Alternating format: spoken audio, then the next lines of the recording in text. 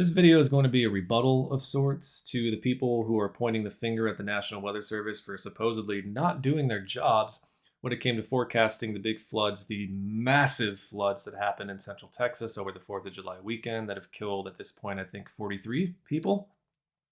You got people blaming the National Weather Service, saying that we didn't see this coming. You know, you've got officials in the central Texas government. I think the judge of Kerr County came out on a press conference and said that we just didn't see any of this coming. And basically trying to take the National Weather Service to task for the fact that 43 people in Kerr County and central Texas are now dead from these floods that happened.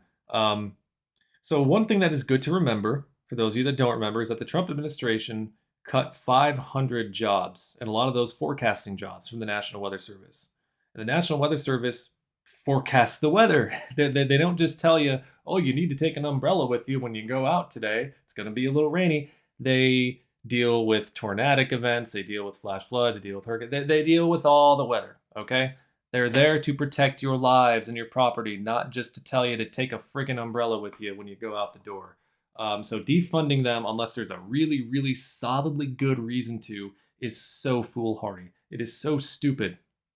But the Trump administration did it anyway. And yet these people in Texas, before they'll point the finger at him for cutting the jobs, for cutting the funding, including from hurricanes, more on that later, they'll point the finger at the National Weather Service. Now let's look at the facts. Did the National Weather Service drop the ball? No.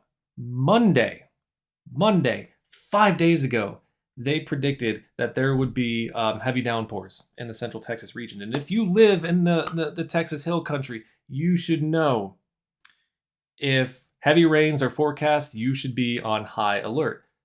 They said this Monday. Thursday, they issued a flash flood watch. Friday at 1 a.m., they issued the first flash flood warning. And then soon after that, they issued a flash flood emergency. They did their jobs. They did what they were supposed to do. Despite the cuts in funding, despite the cuts in jobs and everything, they still did their jobs. And instead of holding power to account, they decided to point at the National Weather Service and say, oh, well, why weren't we warned enough? Why weren't we given enough warnings for these things? Now, I know people might be taken aback by the sheer amount of rain that fell, and that is just, and I can say this with a little bit of authority as an extreme weather nerd, you can't always accurately predict to a pinpoint point how much, where all the rain is going to fall and exactly how much is going to come out of the cloud. That's just the nature of weather forecasting.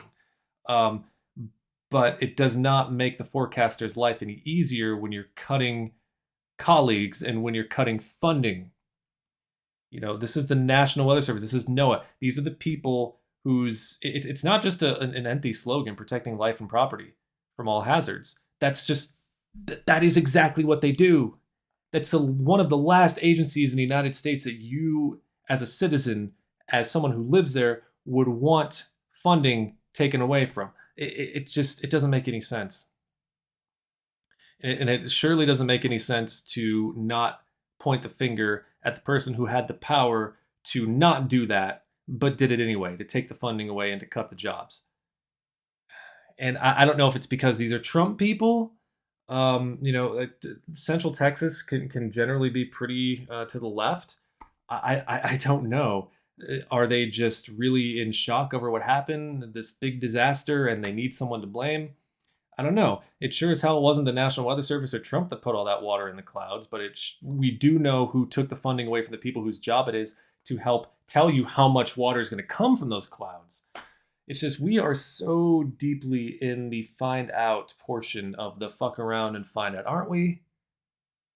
Things went dystopian really fast. And sure, they've been going dystopian for a while, but the United States right now is completely unrecognizable.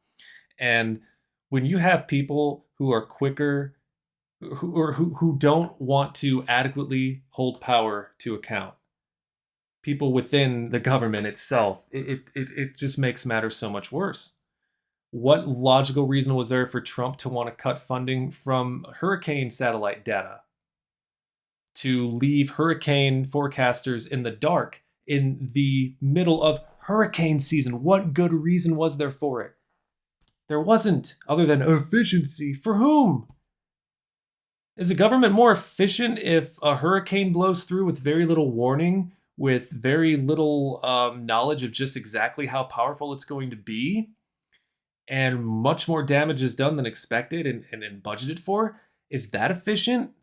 Doesn't sound like efficiency to me. It just sounds like anti-science bullshit, which is the only thing that the right wing is not the only thing. I don't know where that thought was going, but they are the anti-science people, and they did delay those cuts for a month, even though hurricane season goes until November 30th.